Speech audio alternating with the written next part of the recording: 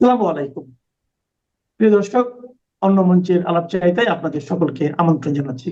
মাসুদ ভাই, এটা হচ্ছে যে ওই একটা কথায় আছে না যে মুখে মধু অন্তরে বিষ। ইলেকশনের এখনো দেরি আছে। এখন থেকে ওনারা রেড অ্যালার্ট জারি করে রাখছে কোথায়? হসপিটাল গুলাতে। একমাত্র সারা পৃথিবীতে এখন দুইটা দেশে রেড অ্যালার্ট আছে হসপিটাল। এক, ইরান। দুই, ভেনিজুয়েলা।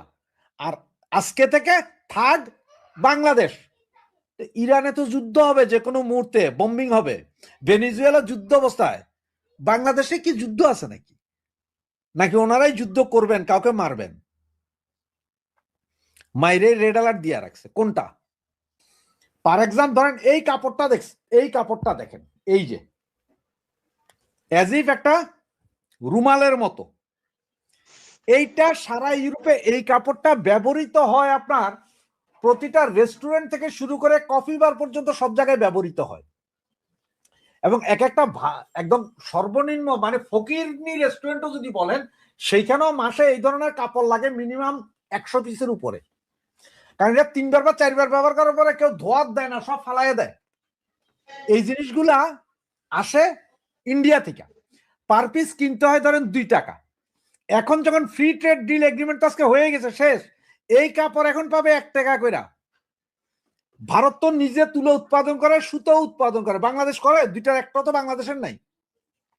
তো ভারত নিজের তুলা নিজের সুতা দিয়া এই জিনিস যখন বানাইবো এবং free trade deal without any cost, zero ট্যাক্সে, আমরা পারবো এটার সাথে প্রতিযোগিতা করে? আমাদের তো সম্ভব না। আমরা তো সুতার আনবো। এখন ওই যে রফিক ভাই কইলো না যে চায়না থেকে আনবেন, আনেন গা। চায়না থেকে সুতা আর তুলা ওই যে শিপমেন্ট করে বাংলাদেশে আনতে আনতে ততক্ষণে তো ভারত হেরে এখান থেকে বানাইয়া মুম্বাই পোর্টের ভিতর তুলে তুলে মালই চলে যাবে, আইবো ইউরোপ। কিনবে কে? কিনবেটাকে? আর আপনার এই যে বললেন কি ওষুধের কথা, আমি আপনার একটা জিনিস দেখাই, একটা সেকেন্ড।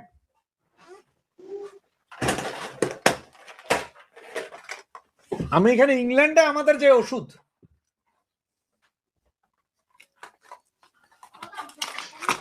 ইংল্যান্ডে বসে আমরা ওষুধ খাই, এই যে ভারতীয় ওষুধ এগুলা।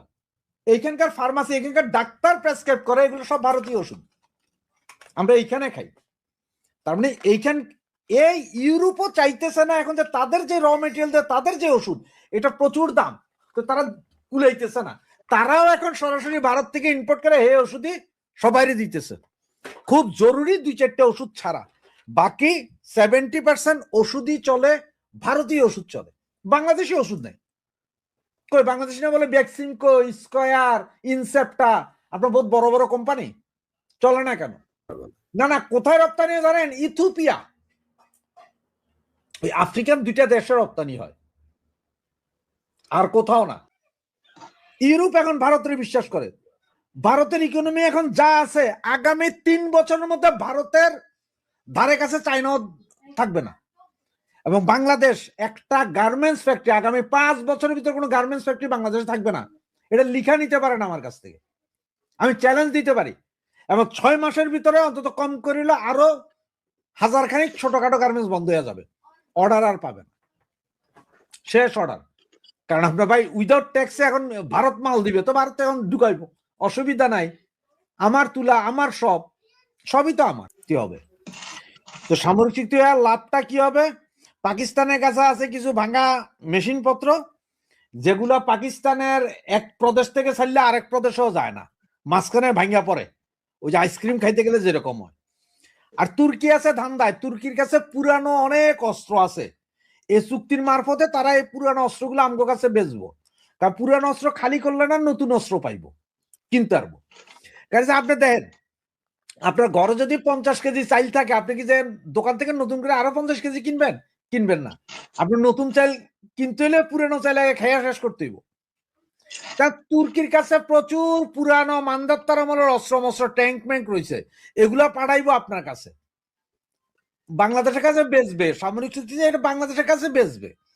আর ওই যে যেই চুক্তি হবে যে ওই যে একজনের মারলে আরেকজন দাঁড়াবে, নেটোর মতন, ওই কাম নাই। ওই যে আপনার বাঙালি ম্যাক্সিমাম টাইম ফেসবুকে দেখেন, কোন একটা কিছু হইলেই এই তুর্কি 5000 জাহাজ সহ পাঠিয়ে দিয়েছে মুসলিম সেনা, হ্যাঁ, মুসলিম সেনা নুনুও দেখা যায় না, নাই, হাওয়া। তো হয়েছে তুর্কি, হয়েছে পাকিস্তান। সুতরাং এদের লগে আবার কি চুক্তি আর কি, ও কিছুই হবে না, এগুলো সব ভুলভাল সব। তুর্কি ইসরায়েলের ভয়ে মুতে, আবার তুর্কির অনেক কিছু পাকিস্তানে দিছিল তো। এরপরেই তো যে সিঁদুর অপারেশনে মাইরা সরকার করছে পাকিস্তানে। দেখেন পাকিস্তান এতদিন স্বীকার করে নাই। এর আগে কি কইছে, আমরা 16টা রাফায়েল মাইরা ফালাই দিছি। হ্যাঁ, রাফায়েল তো একটা পড়ছে বা দুইটা পড়ছে, ওকে, এটা ফালাইতেই পারে না। কিন্তু ওনাদের যে অবস্থা করে দিচ্ছে ওইটা কয় না, এখন স্বীকার করতেছে। হ্যাঁ, আমাদের এয়ারবেস ধ্বংস হয়ে গেছে, আমাদের বহুত লস হয়েছে, এগুলো এখন স্বীকার করতেছে পাইকারা আস্তে আস্তে। দিল্লিতে থাকা বাংলাদেশের সাবেক প্রধানমন্ত্রী শেখ হাসিনা কি দেশে ফিরছেন? এর কোনো সঠিক জবাব না পাওয়া গেলেও ধরে নেওয়া যায় যে পরিস্থিতিতে এখন বাংলাদেশের রাজনৈতিক অঙ্গনে চলছে, তাতে এমন প্রশ্ন আলোচনাতেই আসবে না। যদি তাই হয় তাহলে ভারতের নামকরা WION এর সহযোগী প্রকাশনা জি24 ঘন্টা কেন শেখ হাসিনাকে প্রশ্ন করেছে দেশে ফিরে তিনি সবচেয়ে আগে কোন কাজগুলো করতে চান, যেখানে তার দল আওয়ামী লীগের কার্যক্রম নিষিদ্ধ, আদালত তার বিরুদ্ধে মৃত্যুদণ্ড দিয়েছে, আবার বাংলাদেশের নির্বাচনে আছে মাত্র 2 সপ্তাহ। এমন পরিস্থিতিতে শেখ হাসিনা কবে ফেরার পরিকল্পনা করছেন? এমন প্রশ্ন না করে ফেরার পর কি করবেন, এমন প্রশ্নকে কিছু ভিন্ন ইঙ্গিত দেয়। আবার বাংলাদেশের নিয়ন্ত্রিত নির্বাচনকে কেন্দ্র করে প্রধান দুই জোটের মধ্যে উত্তেজনা যখন তুঙ্গে, বিএনপির শীর্ষ নেতা থেকে শুরু করে হেভিওয়েট প্রার্থীরা প্রতিপক্ষের বাক্যবাণে নাস্তানুবোধ, ঠিক তখন নতুন এই সাক্ষাৎকারে বিএনপির প্রতি নমনীয় অবস্থানের বার্তা কেন দিলেন সাবেক প্রধানমন্ত্রী শেখ হাসিনা? আবারও জানালেন সব দলের অংশগ্রহণে নির্বাচনের আহ্বান, ইঙ্গিত দিয়েছেন কিভাবে দল পুনর্গঠন করতে চান, দল থেকে ঝেড়ে ফেলতে চান বিতর্কিতদের। প্রশ্ন হলো, ডক্টর ইউনূসের সরকার যখন নিয়ন্ত্রিত এক নির্বাচন আয়োজনের দ্বার প্রান্তে, ঠিক তখন শেখ হাসিনার এই সাক্ষাৎকার কিসের বার্তা দিচ্ছে? মাঠের রাজনীতির নানামুখী জটিলতায় বিএনপি যখন হাবুডুবু খাচ্ছে, জামাতের প্রতি যুক্তরাষ্ট্র দূতাবাসের সরাসরি সমর্থন যখন ফাঁস হয়েছে, তখন এমন বার্তা কি বদলে দিতে পারে মেরুকরণ?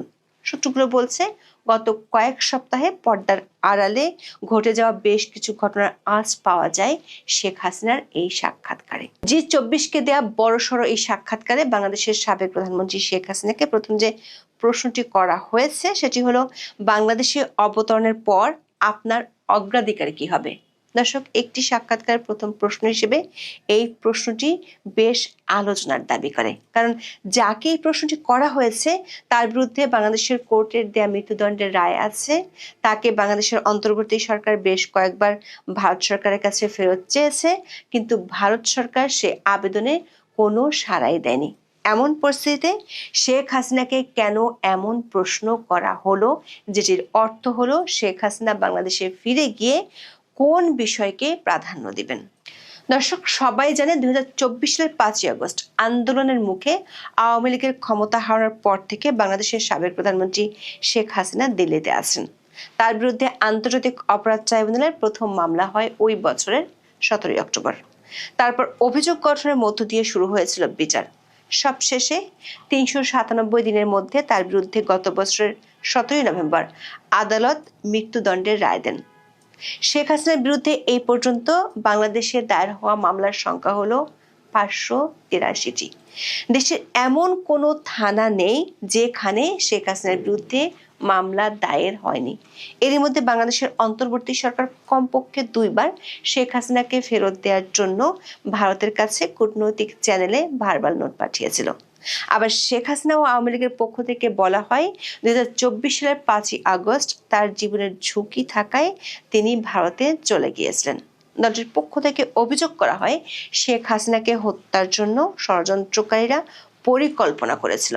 এমন পরিস্থিতিতে ভারতে গিয়ে 17 মাসের বেশি তিনি দিল্লিতে আছেন। এরই মধ্যে তিনি ভারতীয় একাধিক আন্তর্জাতিক গণমাধ্যমে সাক্ষাৎকারও দিয়েছেন।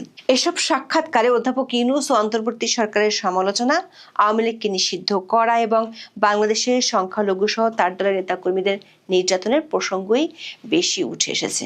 যদিও শেখ হাসিনা তার দলের নেতা কর্মীদের উদ্দেশ্যে যেসব অডিও বার্তা দেন সেগুলোতে তিনি বাংলাদেশে ফিরবেন এমন কথা বলতে শোনা গেছে। এছাড়া দু একটি সংবাদ মাধ্যমকে বলেছেন বাংলাদেশে গণতান্ত্রিক সরকার ক্ষমতায় আসলে তিনি ফিরবেন এমন মন্তব্য করেছিলেন।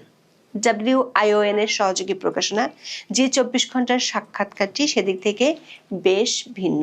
তাদের প্রথম প্রশ্নটি ছিল, বাংলাদেশে অবতরণের পর আপনার অগ্রাধিকার কি হবে? যে পরিস্থিতিতে বাংলাদেশের এই সাবেক প্রধানমন্ত্রী শেখ হাসিনা ভারতে আছেন, সেই পরিস্থিতি বিবেচনা করলে এমন প্রশ্ন বেশ আলোচনার জন্ম দিতে পারে। কারণ কখন ফিরছেন এবং কিভাবে ফিরছেন বা বর্তমান পরিস্থিতি বিবেচনায় তিনি আদৌ ফেরার আশা করেন কিনা, সেসব প্রশ্ন না করে জি24 ঘন্টার পক্ষ থেকে প্রশ্ন করা হলো তিনি ফেরার পর কোন বিষয়ে সবচেয়ে বেশি গুরুত্ব দিবেন। তাহলে বিষয়টি কেমন? শেখ হাসিনার ফেরার উপলক্ষ শুরু হয়ে গেছে, যেটি হয়তো জি24 ঘন্টার এই সাক্ষাৎকারে ইঙ্গিত দেওয়ার চেষ্টা করা হয়েছে। আবার কয়েকদিন আগে শেখ হাসিনার ছেলে সজীব ওয়াজেদ জয় আল জাজিরার সাথে সাক্ষাৎকারে বলেছিলেন শেখ হাসিনার যেহেতু বয়স হয়ে গেছে, সে কারণে তিনি সম্ভবত রাজনীতি থেকে অবসর নিতে পারেন। কিন্তু যে 24 ঘন্টাকে শেখ হাসিনা যে উত্তর দিয়েছেন তাতে পরিষ্কার বোঝা যায় তিনি অবসরের চিন্তা করছেন না। মজার বিষয় হলো, শেখ হাসিনা দেশে ফেরার পর অগ্রাধিকার ভিত্তিতে কি কি করতে চান এমন প্রশ্নের জবাবে কোনো সানে নজর বা রাগ ঠাক করেননি। তিনি সরাসরি পয়েন্ট আকারে বলেছেন ফেরার পর তার অগ্রাধিকারের বিষয়গুলো কি কি হবে। বলেছেন সাংবিধানিক শাসন ও আইনের শাসন পুনরুদ্ধারে তার অগ্রাধিকার হবে। তার অভিযোগ, বাংলাদেশে গত কয়েক মাস ধরে অরাজকতা, গণতান্ত্রিক সহিংসতা, নির্বিচারে আটক এবং বাংলাদেশের গণতান্ত্রিক প্রতিষ্ঠানগুলোকে পদ্ধতিগতভাবে ধ্বংস করে দিয়েছে বর্তমান অন্তর্বর্তী সরকার। শেখ হাসিনা ইউনূস পরবর্তী যুগে অধ্যাপক ইউনূস যা যা ধ্বংস করেছেন তা পুনর্নির্মাণ করতে চান। দাবি করেছেন বাংলাদেশের দ্রুত বর্ধনশীল অর্থনীতি স্থবির হয়ে পড়েছে এবং বৈদেশিক বিনিয়োগ প্রায় বন্ধ হয়ে গেছে। যুবক, কৃষক ও শ্রমিকদের কর্মসংস্থানের সুযোগ বিলুপ্ত হয়ে গেছে। ধর্মনিরপেক্ষ ভিত্তিগুলো আক্রমণ করা হয়েছে এবং ধর্মীয় সংখ্যালঘুরা প্রতিদিন আতঙ্কের মধ্যে বসবাস করছে। দেশের আইনের শাসন নেই, এর পরিবর্তে যা বিদ্যমান তা হলো মব সন্ত্রাসবাদ। বাংলাদেশের সাবেক প্রধানমন্ত্রী এগুলো বলছেন ক্ষত এবং এসব ক্ষত নিরাময়ের জন্য, আস্থা ফিরিয়ে আনতে এবং দেশকে অগ্রগতির পথে ফিরিয়ে আনার জন্য বাংলাদেশের গণতান্ত্রিক ম্যান্ডেট সম্পর্কিত একটি সরকার প্রয়োজন বলে দাবি করেছেন। সেই সঙ্গে সবার অংশগ্রহণে একটি গ্রহণযোগ্য নির্বাচনের উপর আবারও জোর দিয়েছেন। বলেন বাংলাদেশে একটি গণতান্ত্রিক ম্যান্ডেট প্রাপ্ত সরকার প্রয়োজন, যারা বর্তমান ক্ষত সারিয়ে তুলবে, আস্থা ফিরিয়ে আনবে এবং দেশকে আবার অগ্রগতির পথে ফিরিয়ে নেবে। সে ধরনের কোনো নির্বাচন আয়োজন করা হলে আওয়ামী লীগ যে কোনো ফল মেনে নিতে প্রস্তুত বলেও জানান শেখ হাসিনা। বলেন আওয়ামী লীগ সরকারে হোক বা বিরোধী দলে যে কোনো অবস্থানের থেকে দেশের সেবা দিতে প্রস্তুত। জি24 ঘন্টার পক্ষ থেকে দ্বিতীয় প্রশ্ন ছিল, তারেক রহমান এবং বিএনপি কি বিশ্বাসযোগ্য? এই প্রশ্নের জবাবে বিএনপির প্রতি নমনীয় বার্তা দিয়েছেন শেখ হাসিনা। বলেন সংসদীয় রাজনীতিতে প্রতিদ্বন্দ্বী দল হিসেবে বিএনপি ও আওয়ামী লীগের সম্পর্কের ইতিহাস অনেক পুরনো।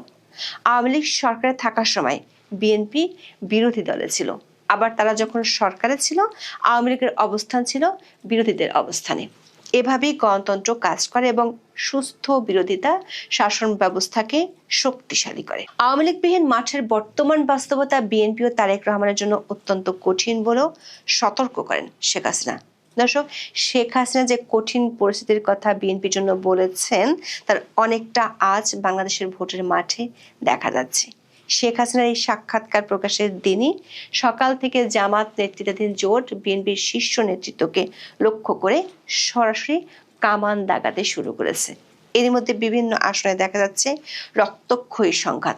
অন্তর্বর্তী সরকার পরিকল্পিত নির্বাচনের তারিখ যতই এগিয়ে আসছে, মাঠে ততই নানামুখী চাপে পড়ছে বিএনপি। ঢাকা ৮ আসনে জামাত নেতৃত্বাধীন 11 দলীয় জোটের প্রার্থী ও এনসিপি নেতা নাসিরুদ্দিন পাটোয়ারির উপর ডিম নিক্ষেপ ও তার পরের ঘটনা নিয়ে 27 জানুয়ারি দিনভর মেতেছিল ফেসবুক। হাবিবুল্লাহ ভার কলেজে নাসিরুদ্দিনের উপর ডিম হামলা হয়। এই ঘটনার জন্য প্রতিদ্বন্দ্বী প্রার্থী বিএনপির জ্যেষ্ঠ নেতা মির্জা আব্বাসকে দায়ী করে তীব্র ভাষায় কটাক্ষ এসেছে এনসিপির পক্ষ থেকে। এখানেই শেষ নয়, মির্জা আব্বাসের বাড়ির সামনে এবং নির্বাচনী এলাকায় ব্যাপক শোডাউন দেখিয়ে মিছিল করেন জামাতের নেতাকর্মীরা। একদিন আগে প্রকাশ্য রাস্তায় আধা ইংরেজি আধা বাংলায় ইউরোপীয় ইউনিয়নের পর্যবেক্ষকদের কাছে বিএনপির বিরুদ্ধে ভয়াবহ অভিযোগ ঠুকতেও দেখা যায়। তারেক রহমান টাকা দিয়ে করাল বস্তিতে ভোট কিনছেন বলেও দাবি করে বসেন নাসিরুদ্দিন। শুধু জামাত জোট নয়, দলের বিদ্রোহী প্রার্থীরাও দুশ্চিন্তার কারণ হয়ে দাঁড়াচ্ছেন। বিদ্রোহী প্রার্থীর সমর্থকদের সঙ্গে বিএনপির জোট প্রার্থীদের সংঘাত হয়ে উঠছে নিয়মিত ঘটনা। ময়মনসিংহের ভালুকায় 25শে জানুয়ারি বিএনপির প্রার্থী ও বিদ্রোহী প্রার্থীর সমর্থকদের ব্যাপক সংঘর্ষ হয়। পরদিন পটুয়াখালী 3 আসনে বিএনপি জোটের প্রার্থী নুরুল হক নূরের সমর্থকদের সঙ্গে বিদ্রোহী হাসান মামুনের সমর্থকদের সংঘর্ষ হয়। শরীয়তপুর 2 আসনে 27শে জানুয়ারি বিএনপি ও জামাত সমর্থকদের সংঘর্ষে আহত হন কমপক্ষে 12 জন। শেখ হাসিনা বলেছেন, তারেক রহমান 17 বছর লন্ডনে আরামদায়ক নির্বাসন জীবন কাটিয়েছেন। তবে যে কোনো নেতৃত্বের জন্য জবাবদিহি ও সরাসরি মাঠে উপস্থিত থাকা প্রয়োজন। বিদেশ থেকে নির্দেশনা দেয়া এবং তারপর পরিস্থিতি অনুকূলে এলে হঠাৎ ফিরে এসে নিয়ন্ত্রণ নেওয়া খুব কঠিন। স্বল্প মেয়াদী স্বার্থে উগ্রবাদী গোষ্ঠীর সঙ্গে বিএনপির একাত্ম হওয়ার প্রবণতা উদ্বেগজনক বলে মন্তব্য করেন আওয়ামী লীগ সভানেত্রী শেখ হাসিনা। বলেন, ইতিমধ্যে দেখা গেছে বিএনপি কর্মীরা ভোটারদের বাড়িতে গিয়ে ভয় ভীতি দেখাচ্ছেন। ভোট দিতে বাধ্য করতে তারা সহিংসতার হুমকি দিচ্ছেন। এটি কোনো গণতন্ত্র নয়, বরং জবরদস্তি। বিএনপির উদ্দেশ্যে যথাযথ সংসদীয় গণতন্ত্র পুনঃপ্রতিষ্ঠা করার ভূমিকা রাখার আহ্বান জানান শেখ হাসিনা। সেক্ষেত্রে বিরোধী দলের আসনে বসতেও আওয়ামী লীগের আপত্তি না থাকার ইঙ্গিত দেন। বলেন, প্রকৃত বিরোধী দল ছাড়া সংসদ আদৌ কোনো সংসদ নয়। সাক্ষাৎকারে বিএনপির প্রয়াত চেয়ারপারসন বেগম খালেদা জিয়ার সম্পর্কে সম্মানসূচক প্রতিক্রিয়া জানাতেও দেখা গেছে। খালেদা জিয়ার প্রতি শেষ শ্রদ্ধা জানাতে ভারতের পররাষ্ট্রমন্ত্রী জয়শঙ্করের ঢাকা আসার ঘটনাকে শেখ হাসিনা দেখছেন স্বাভাবিক কূটনৈতিক শিষ্টাচার হিসেবে। এ সংক্রান্ত প্রশ্নের জবাবে বলেন, ভারতের পদক্ষেপটি ছিল একজন সাবেক সরকার প্রধানের প্রতি কূটনৈতিক সৌজন্য ও সম্মান প্রদর্শনের অংশ। খালেদা জিয়ার রাজনৈতিক জীবনের ভূমিকা অস্বীকার করার উপায় নেই। জাতির প্রতি তার অবদান ছিল গুরুত্বপূর্ণ। তার মৃত্যুতে পরিবার এবং শোকাহত সমর্থকদের প্রতি সমবেদনা জানান আওয়ামী লীগের সভানেত্রী। এরপরে তিনি বাংলাদেশে ভারতের মৌলিক স্বার্থ অপরিবর্তিত আছে মন্তব্য করেন। বলেন, ভারত বাংলাদেশে একটি নির্ভরযোগ্য অংশীদার চায়, যারা স্থিতিশীলতা বজায় রাখতে পারে, সংখ্যালঘুদের সুরক্ষা দিতে পারে, প্রতিশ্রুতি রক্ষা করতে পারে এবং আঞ্চলিক সহযোগিতা অব্যাহত রাখতে সক্ষম। বর্তমানে সেই অবস্থাটি নেই দাবি করে শেখ হাসিনা বলেন, উগ্রবাদীরা ধর্মীয় সংখ্যালঘুদের আতঙ্কের মাঝে রেখেছে। তারা সাংবাদিকদের হুমকি দিচ্ছে এবং কূটনৈতিক স্থাপনায় হামলা চালাচ্ছে। এটি বাংলাদেশ ভারত কোনো দেশেরই স্বার্থ রক্ষা করছে না। তবে তিনি বিশ্বাস করেন, একদিন দুই দেশের স্বাভাবিক অংশীদারিত্ব পুনরুদ্ধার হবে। G24-এর একটি প্রশ্ন ছিল বাংলাদেশের রাজনীতিতে কোণঠাসা হয়ে পড়া আওয়ামী লীগের পুনর্গঠন নিয়ে। শেখ হাসিনা জবাবে আওয়ামী লীগের নেতৃত্ব পুনর্গঠনের উদ্যোগ নেওয়ার ইঙ্গিত পাওয়া গেছে। তিনি দাবি করেছেন, আওয়ামী লীগ কখনোই একটি পরিবারের দল ছিল না। এটি কোটি কোটি বাংলাদেশের দল, যারা গণতন্ত্র, স্বাধীনতা এবং 1971 সালের মূল্যবোধে বিশ্বাস করে। তবে বর্তমান সংকট দলের কোথায় কোথায় সংস্কার প্রয়োজন তা দেখিয়ে দিয়েছে। শেখ হাসিনা বলেছেন, তিনি কোন ধরনের নেতা খুঁজছেন দল পুনর্গঠনের জন্য। বলেছেন, এখন এমন নেতাদের প্রয়োজন যারা নতুন প্রজন্মের সঙ্গে সংযোগ স্থাপন করতে পারেন। তারা শহর ও গ্রামীণ এলাকায় তরুণদের চ্যালেঞ্জগুলো বুঝতেও সক্ষম হবেন। তবে তার আগে প্রয়োজন মনে করেন একটি গণতান্ত্রিক পরিবেশ। কারণ হিসেবে তিনি বলেছেন, একটি দল যখন নিষিদ্ধ থাকে, হাজার হাজার সমর্থককে নির্বিচারে আটক এবং নির্যাতন করা হয়, দলের সদস্যপদ থাকাকে অপরাধ হিসেবে গণ্য করা হয়, তখন কোনো রাজনৈতিক দলের সংস্কার করা সম্ভব নয়। দর্শক, সাক্ষাৎকারে জামাত এনসিপিকে তীব্র ভাষায় আক্রমণ করেছেন শেখ হাসিনা আর দল দুটির প্রশ্রয়দাতা হিসেবে অভিযুক্ত করেন ডক্টর মোহাম্মদ ইউনূসকে। এর মাধ্যমে বিএনপির প্রতি নমনীয় দৃষ্টিভঙ্গিও পরিষ্কার হয়েছে। সেই সঙ্গে বিশেষভাবে জোর দেন মুক্তিযুদ্ধের চেতনা, ধর্মনিরপেক্ষ, গণতান্ত্রিক ও সমৃদ্ধ বাংলাদেশের উপর। দাবি করেন, ভয় ও বর্জনের উপর গড়ে ওঠা শাসন ব্যবস্থা দীর্ঘস্থায়ী হবে না। প্রশ্ন হলো, শেখ হাসিনা এই বার্তাকে বিএনপিকে নতুন কোনো মেরুকরণে আগ্রহী করবে, নাকি নিজেদের ঠিক করে ছকে এগোতে অটল থাকবেন তারেক রহমান? এখন এই পর্যন্ত, সবাই ভালো থাকুন। বাংলাদেশের ভারতীয় হাইকমিশন তারা দুদিন আগেই একটা প্রোগ্রাম করেছিল। প্রতি বছর বেশ জাঁকজমকপূর্ণভাবেই এই প্রোগ্রামটা করে, কিন্তু এইবার ঢাকায় খুব সাদামাটা গোছের এই প্রোগ্রামটা হয়েছে। বাট ভারতে গতকাল কিন্তু খুবই রাজকীয়ভাবে এই অনুষ্ঠানটি হয়েছে, এবং এই প্রজাতন্ত্র দিবসে ভারত প্রতি বছরই আজকাল পৃথিবীর বিভিন্ন গুরুত্বপূর্ণ রাজনৈতিক নেতাদের নিয়ে আসেন। তো এবার ইউরোপীয় কমিশনের president Ursula von der Leyen, তিনি একজন জার্মান এবং জার্মান মন্ত্রী ছিলেন, একাধিক মন্ত্রণালয়ের মন্ত্রী হিসেবে দায়িত্ব পালন করেছেন, এবং এখন তিনি ইউরোপিয়ান কমিশনের প্রেসিডেন্ট। তিনি এবার ভারতের এই প্রজাতন্ত্র দিবসে প্রধান অতিথি হিসেবে উপস্থিত ছিলেন, এবং তার সাথে ইউরোপীয় কাউন্সিলের প্রেসিডেন্ট অ্যান্টোনিও কোস্টা, তিনিও উপস্থিত ছিলেন। অ্যান্টোনিও কোস্টা আবার পর্তুগালের দুইবারের প্রধানমন্ত্রী, এবং তিনি পর্তুগালের অর্থনীতি সহ অনেক ডেভেলপমেন্ট করেছেন। সেখান থেকে তিনি ইউরোপীয় কাউন্সিলে গিয়েছেন। তো তিনি এসেছেন, এবং ইউরোপীয় ইউনিয়নের একটা প্রতিনিধি দলও এখানে এসেছিল, এবং কালকেই অনেক এই প্রজাতন্ত্র দিবসের উৎসবের বাইরেও তাদের মধ্যে মিটিং হয়েছে। দীর্ঘদিন ধরে একটা আলোচনা চলছিল একটা ফ্রি ট্রেড এগ্রিমেন্টের জন্য, অনেক দিন ধরে, প্রায় 2 দশকের কাছাকাছি। তো ফাইনালি এটা চূড়ান্ত হয়েছে, এবং আজকে সকালে এই ইন্ডিয়া এনার্জি উইক 2026-এর উদ্বোধন করেন গোয়াতে। সেই গোয়ায় প্রধানমন্ত্রী নরেন্দ্র মোদী ভাষণে বলেন যে এই চুক্তিটা স্বাক্ষরিত, এবং আজকে হায়দ্রাবাদ হাউসে এই ঐতিহাসিক চুক্তিটা স্বাক্ষরিত হয়েছে। এই চুক্তিটার এত গুরুত্ব কেন?